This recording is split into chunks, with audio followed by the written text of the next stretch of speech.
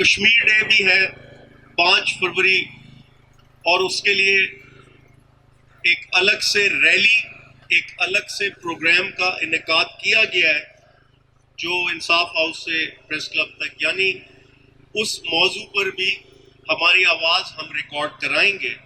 جو کشمیر میں بد امنی، جو کشمیر میں انسانی حقوق کی دھجیاں اڑائی جا رہی اور بھارتی مظالم ڈھائے جا رہے ادھر ہمارے مسلمان بھائی، ہمارے خون پر، تو اس موضوع پر بھی انشاءاللہ ہم اپنی آواز ریکارڈ کرائیں گے۔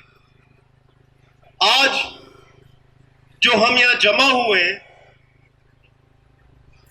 جس طرح ہم نے یہاں ڈیمانسٹریٹ کیا ہے کہ ایک طرف آپ دیکھ سکتے ہیں کہ امن کا جنازہ موجود ہے، اور دوسری طرف آپ دیکھ سکتے ہیں کہ انصاف کا جنازہ موجود ہے۔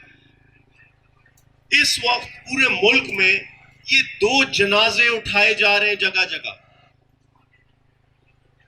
اور یہ اگر نہ اٹھائیں تو پھر ہماری غیرت کا جنازہ اٹھ جائے گا، ہماری انسانیت کا جنازہ اٹھ جائے گا۔ یہ میں کیوں کہتا ہوں کہ ایک طرف نظر آتا ہمیں، انصاف کے تقاضے نظر آتے ہمیں کہ راؤ انوار جیسا شخص جس نے 400 سے زائد قتل کیے، وہ باعزت بری ہو جاتا۔ کراچی میں خون بہایا اس نے، بے گناہ لوگوں کا قتل کیا اس نے، اور وہ باعزت بری ہو جاتا۔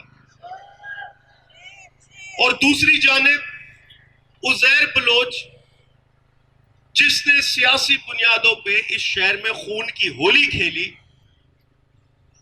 مخالفین کے سروں سے فٹ بال کھیلے اس نے، وہ بھی نظر آتا کہ اس کی کیسز ایک کے بعد دیگر ختم ہوتے چلے جا رہے، اور جلد وہ بھی باعزت بری ہو جائے گا۔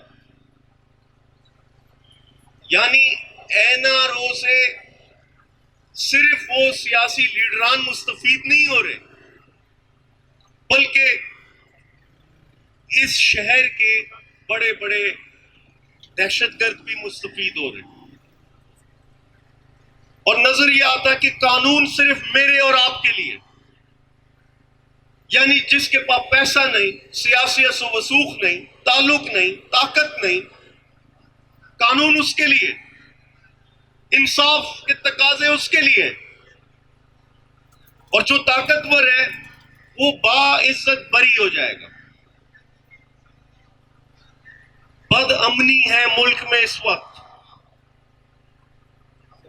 یہ صرف پشاور کی بات نہیں ہے کہ پشاور میں دھماکہ ہوا، خون گرا، چلے گا، کوئی نہیں بچے گا اس آگ سے۔